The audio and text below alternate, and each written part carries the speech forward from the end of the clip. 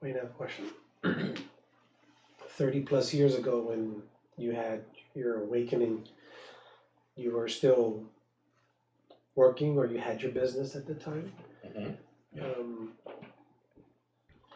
And how did that awakening affect your experience of business or working? Again, I'm in the working mode, right? I'm in business, not for myself, but working and trying to navigate sometimes that environment that is sometimes challenging. Um,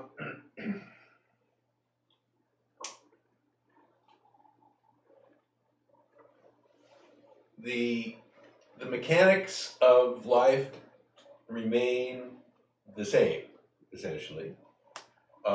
Who we are in terms of our personalities and our natures, and the way we react to people in general remains the same. Now, the way we talk about it is that what is stripped away is a secondary involvement. So the commentary, if you will, about what is happening rather than changing so much what is happening. And so the suffering that arises out of that sense that the situation should not be as it is, I should not have done what I did, I should be better, I should be different, they should be other than they are, all of that simply doesn't arise. So that whole layer of things simply isn't present. But from the outside, it may look very much the same in terms of the behavior of the organism, because the organism's behavior is dictated primarily by its nature, its structure.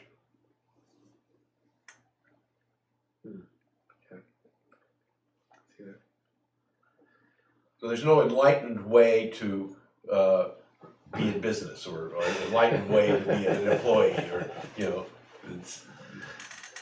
So I'm still going to get pissed off when somebody does something stupid or something. If it's your nature to get pissed off, then you will likely get pissed off, continue to get pissed off.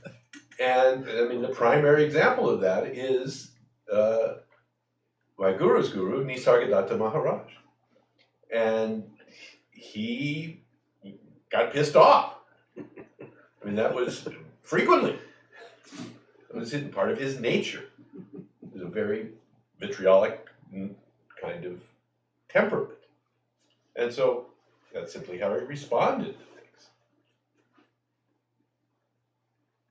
But there was no secondary involvement. There's no sense that I should be different, or that when he was pissed off, that the other person should have behaved differently. So you can say that he's pissed off at the situation, pissed off at, at things as they were, and that the pissed offedness was part of that things as they are.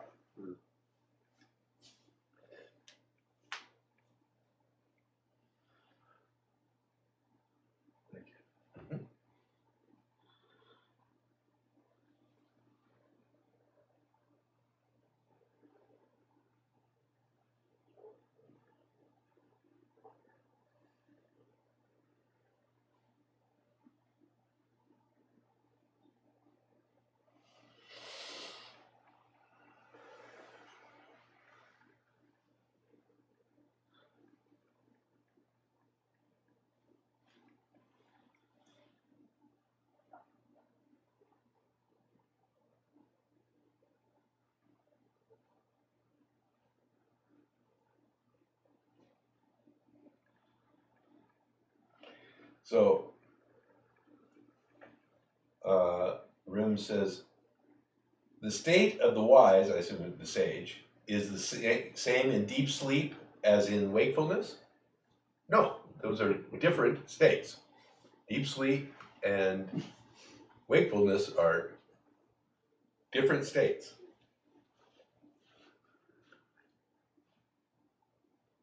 So, but what the sage is, and what we all are, remains the same in wakefulness and deep sleep. But the states are different.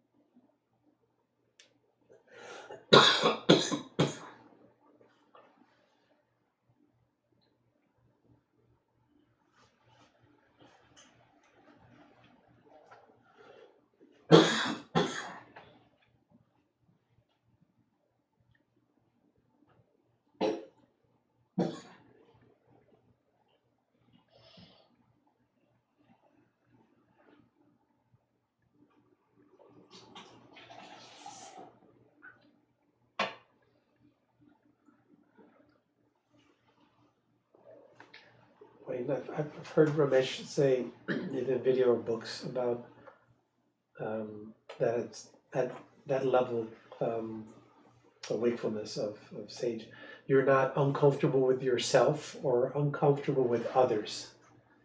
That gets me back to my pissed offness. So, so how does that reconcile? Yeah, well, the comfort, the word comfort,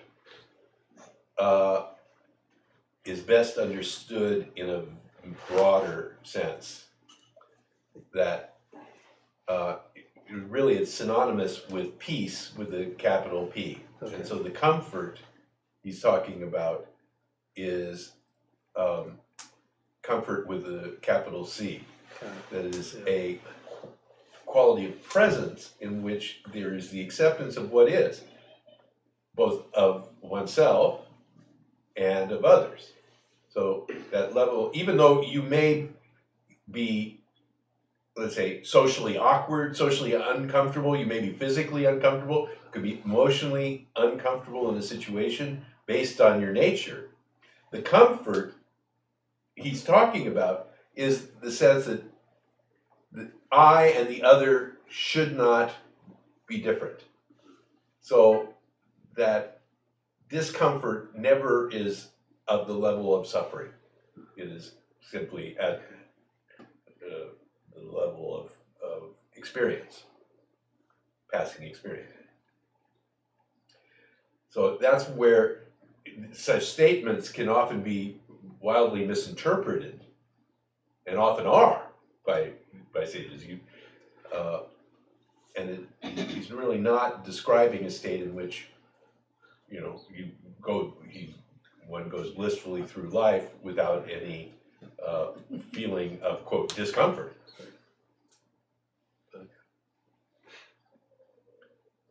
There is peace, underlying peace of total acceptance, regardless of the physical state.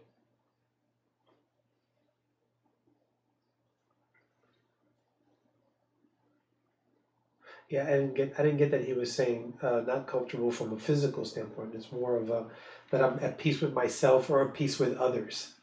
I kind of got that, but it's like even when I'm angry, I'm like, okay, in that moment, I'm not at peace with you, kind of. Right. So that's why I'm trying to expand this definition a bit of comfort to allow for the human reaction. So you don't have to wipe out all of those personality characteristics to have the picture of the sage.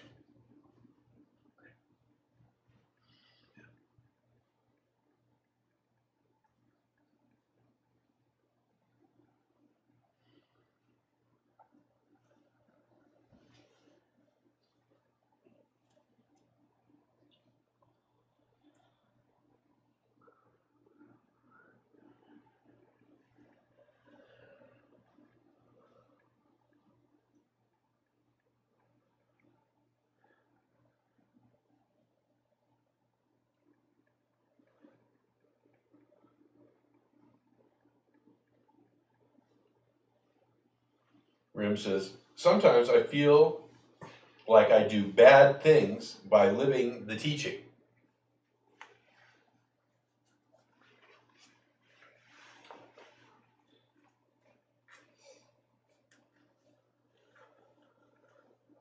I would be interested in how you're connecting the bad things you do and the teaching.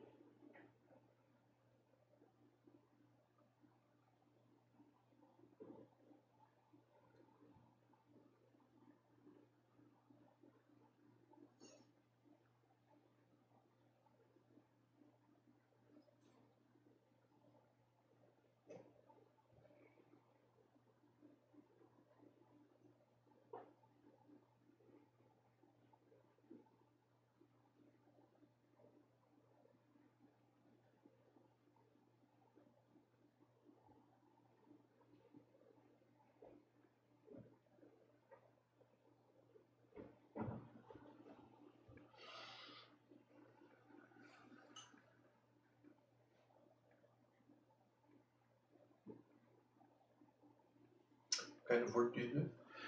Engineering manager. Engineering manager.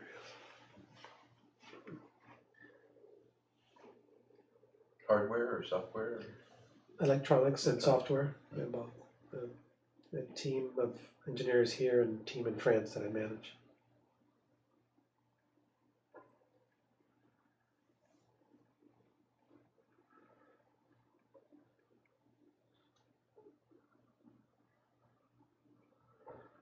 I've been with the company for a long, long time. Almost over 30 years, actually, right out of school. Starting to feel like a tight shoe at this point.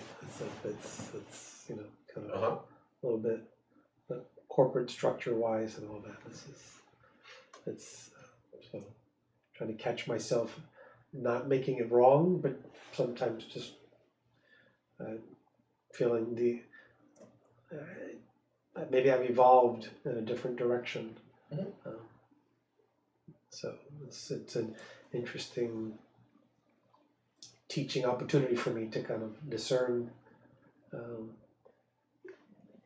where I'm at in life and just what the corporate world expects from me, which is very bottom line oriented. Right.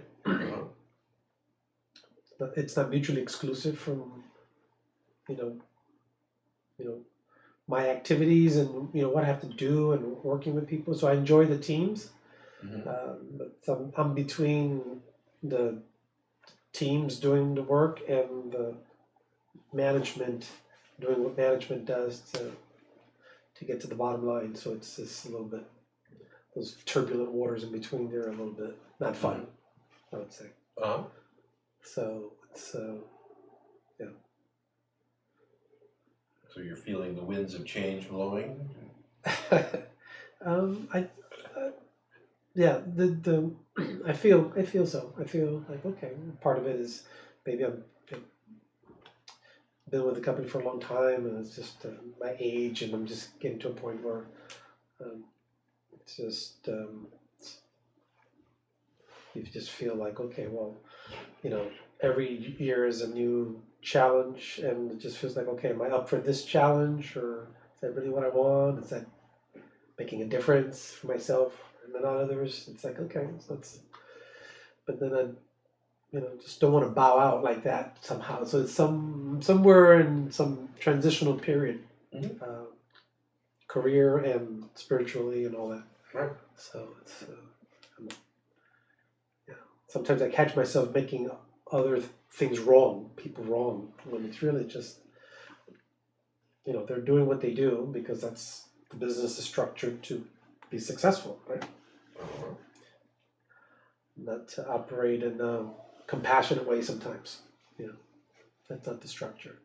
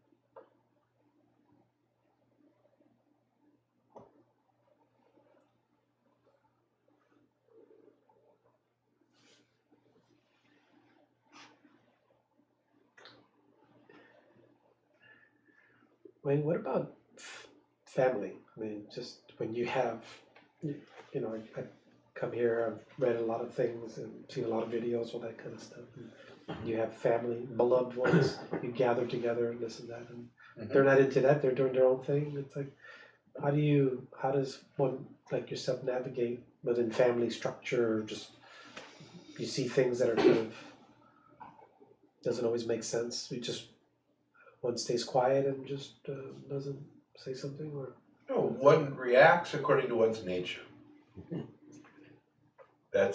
And so our relationships in work, in family, in society at large are based on our natures. And so often when we talk about navigating it, there's a sense of this is what I must do. This is how I need to manage. This is what I need to make happen. And that is not how I function. And so there is a quality of presence with what is happening, both as with others and with myself. And it is all playing out in this drama of life. And so, of course, all of us would like to be, good parents, good employees, good mates, however we measure that. I mean, that's our desire. But the underlying understanding is that we are as we are. And at some very fundamental level, we are all always doing the best we can.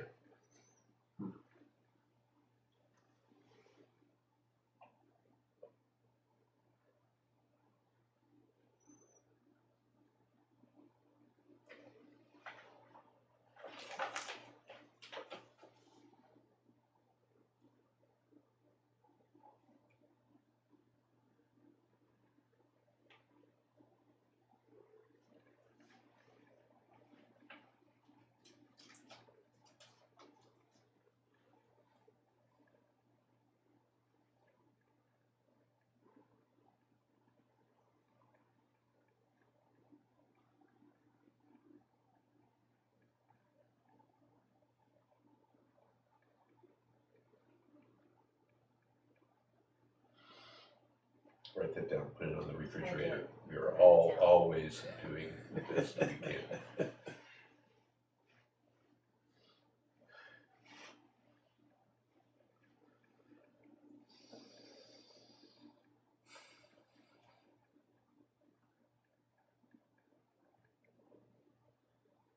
And then in parentheses, no matter how piss poor that may be.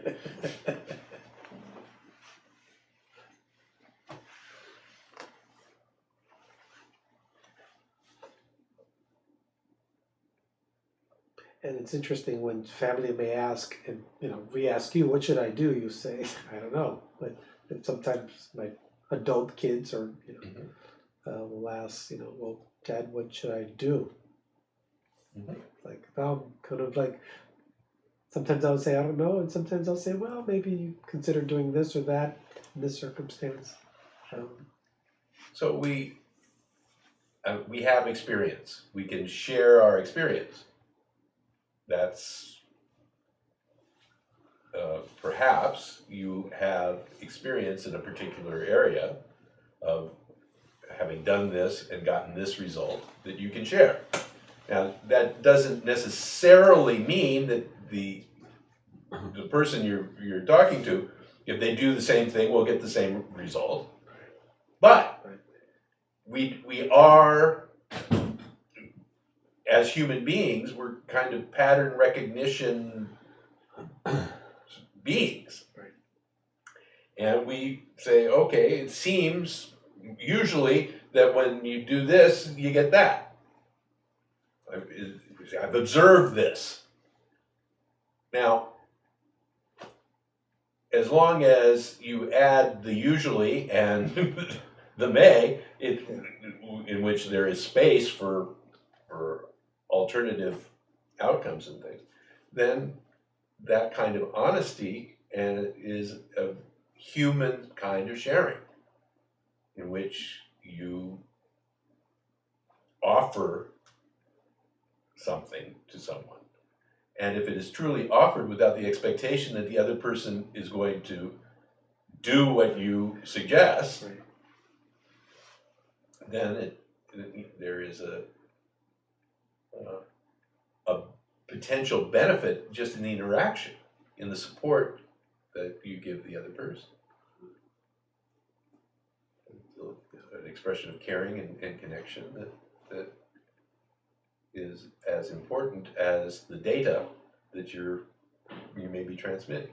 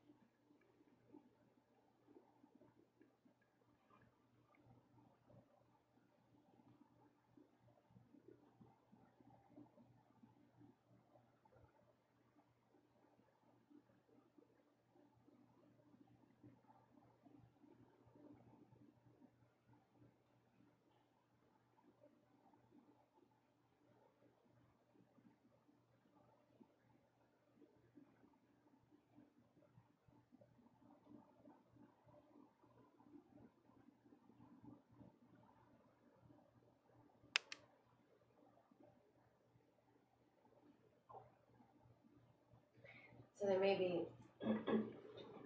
in certain situations, whether it's your family or your business, or, people will say, if you do this, this, and this, I mean, sometimes they say you may get this, but the implication is then you'll be happier, it'll be better.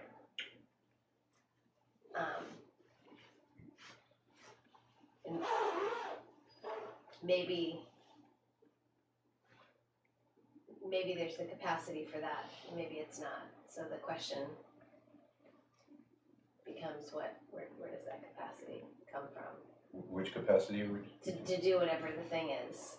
Well, there is, that's certainly one of the questions. And then the other question is any external thing, success, result, capable of providing happiness, except in the very short term.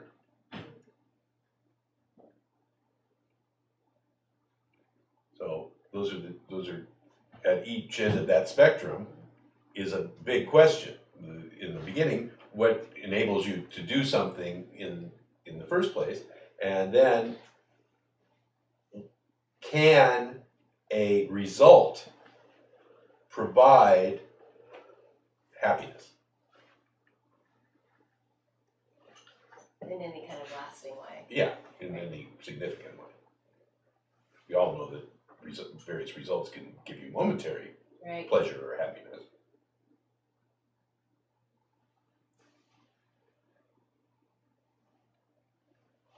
It's a really exhaustive way to chase. Well, yes, that you may observe that pattern is ultimately very exhausting, yes, because the diminishing, the results seem to diminish.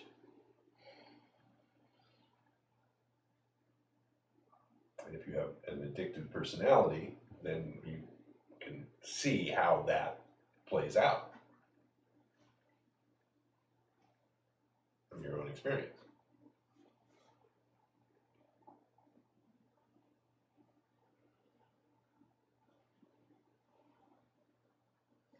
So if no getting brings any real sense of peace,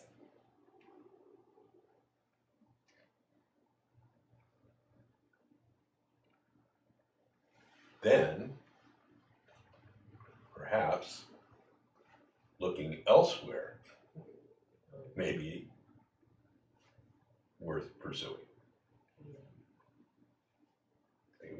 Okay, that's not going to do it. right? You know, that whole class of things isn't going to do it. Mm-hmm. Then what might? Where can that peace or happiness or lasting contentment be found?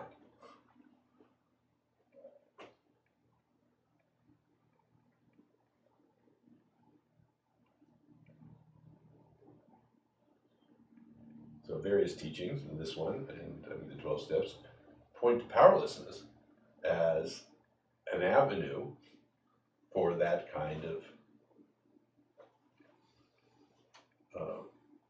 lasting peace. It's completely counterintuitive. You know, you think that acquiring, getting all of that seem on the surface to be the solution. And to totally abandon that notion is really grace.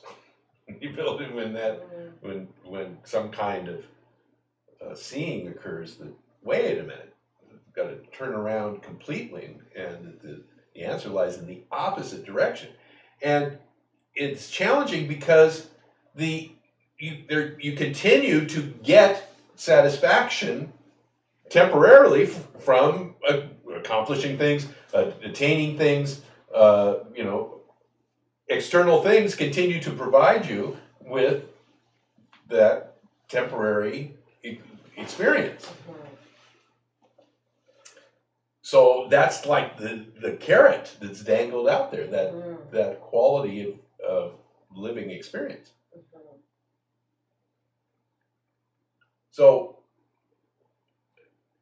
interestingly, people have, one of the popular responses people have had is asceticism. So you turn it around, you say, okay, the problem is that I'm, getting pleasure, and that like distracts me and fakes me out that I think that that's available there. So what I'm going to do is strip away all pleasure in life.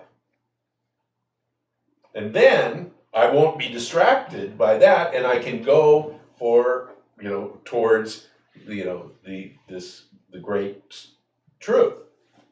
And that's been a very popular avenue. Well, not a very popular, but one that has its strong adherents. But that's not what we're proposing here in this teaching either. At all. It's not to deny anything, but to truly look in an entirely different way. That's the pointers in the teaching.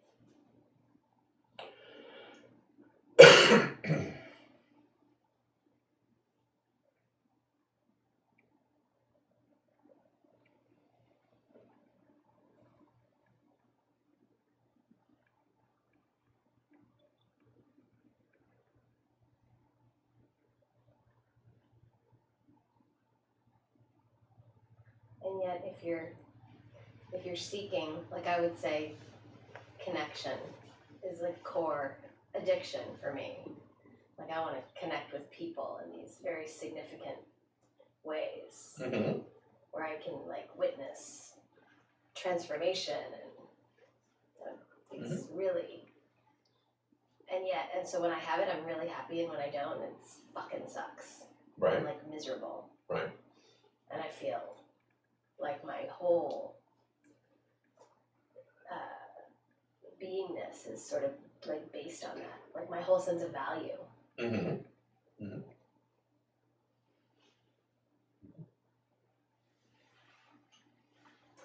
And if I'm like obsessively seeking that, like that's my nature. Like I'm powerlessly doing it. I can't not do it unless I can. Right. Yes. That's true. And yet, you in moments have a recognition Right. of how that might not be the answer. Right. Despite the fact that it is your nature to seek connection. And the connection does provide you with pleasure. That's going to continue. See, that dynamic Right. is not probably going to change. It's linked to your basic nature. Now, the fact that it has been, quote, usurped in a way by the false sense of authorship, which adds another layer of, okay, if I get this, I'm okay. If I get this, I'm complete. If I get this, I'm fulfilled. You know, that is what we're kind of pointing to in this teaching. If you can start to recognize that there's actually two components in that. One that's simply functional, part of who you are, and the other, which is what is kind of perverting that in a way that produces suffering. So rather than focusing on changing the behavior, which is going to be a bitch, because you're going to have to change who you are, or deny who you are, or there may be another way or process. We'll see. But that's what's going on here.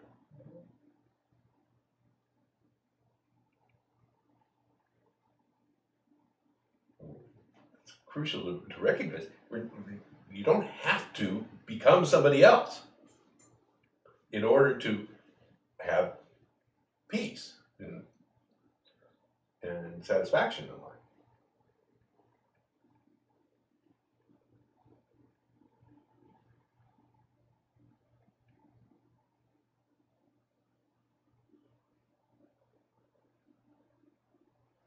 I texted this friend of mine yesterday, like, Mhm. how are you? And he responded and said, I'm feeling more like myself. And it really hit me. I was like, wow. I mean, I would interpret like more at ease with myself. Mhm. Or more like my true self, or I don't know. Whatever it is. But it sounded really good. I wanted it. Uh-huh. I was trying to figure out how I could get it. I'm sure there's a course. I'm sure there's a course. $89.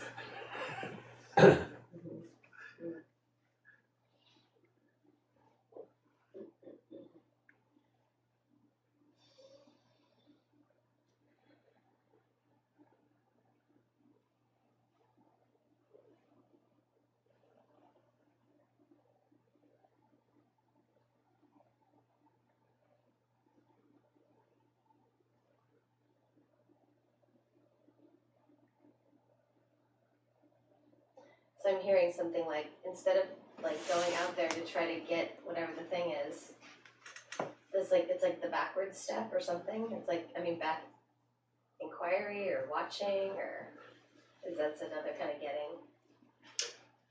Not another kind of getting. The way you're proposing it is another kind of doing. Uh-huh.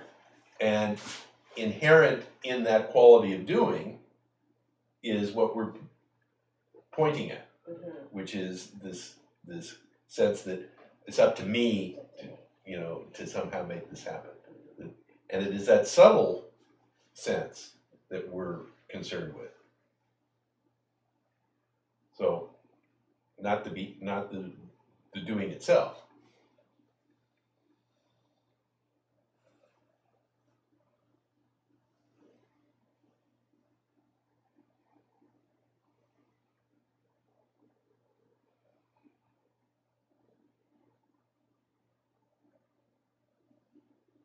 The independent sense.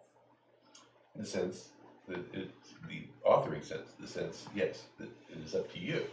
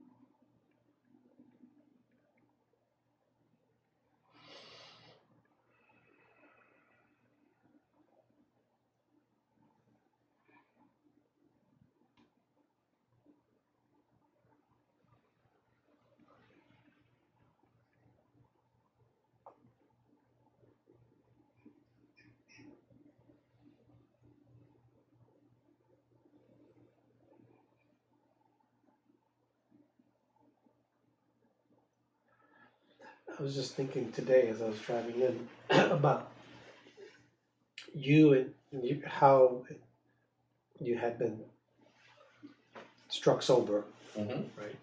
And you got the sense of, I didn't do that. What did that? Mhm. And I think you said that started seeking for you. Mhm.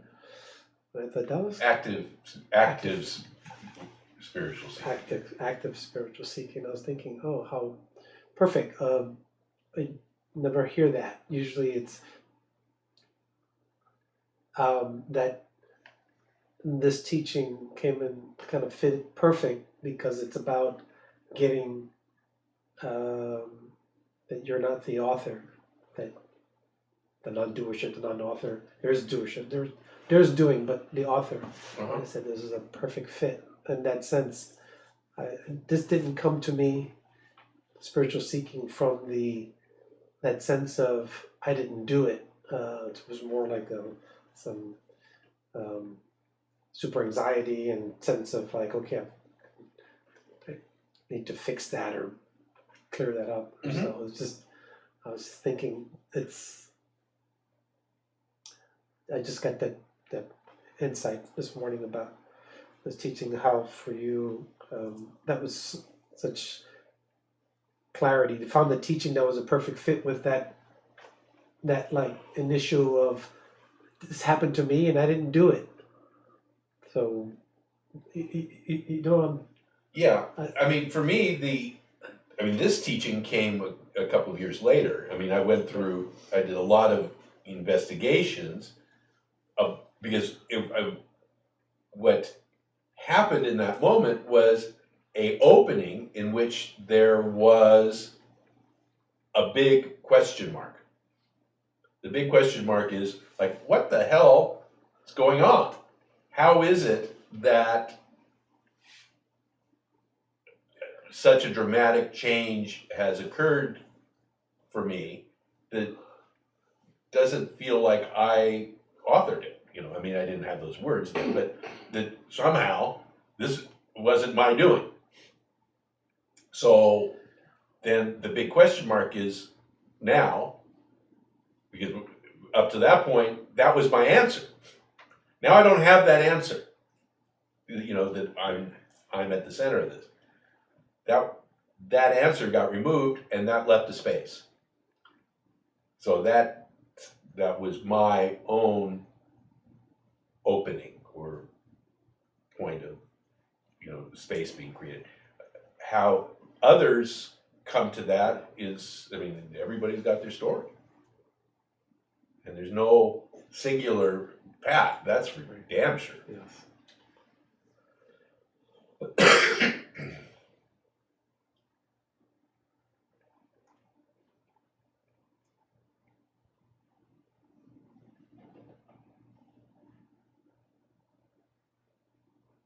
Yes. No, I had, for me, it was just, I thought I had cancer and I just sort of, I'm not in control. It's like, wow, okay, I've always been thinking I was in control, ignoring those times when I wasn't, but just Yeah. operating that way. And then when I got like, wow, I can't control this, Right. that hit me over the head. Yeah. And just, um,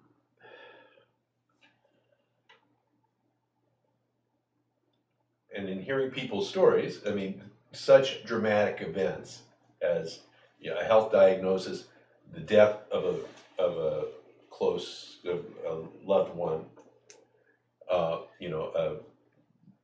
drastic change in one's relationship status, those kinds of things, are big upheavals, life upheavals, bankruptcies, or huge financial reversals for different people and different, you know, uh, have different stories. But often the common characteristic is it's dramatic, it's something. But there's also people who say, it feels like I've always been this way. I've always been a seeker. I've always been wondering and looking, and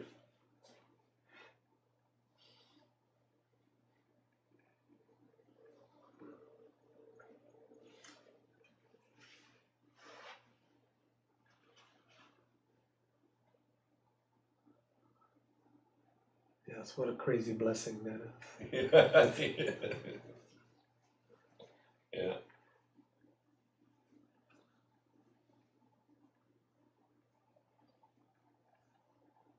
I would agree with you. I think it is a tremendous blessing.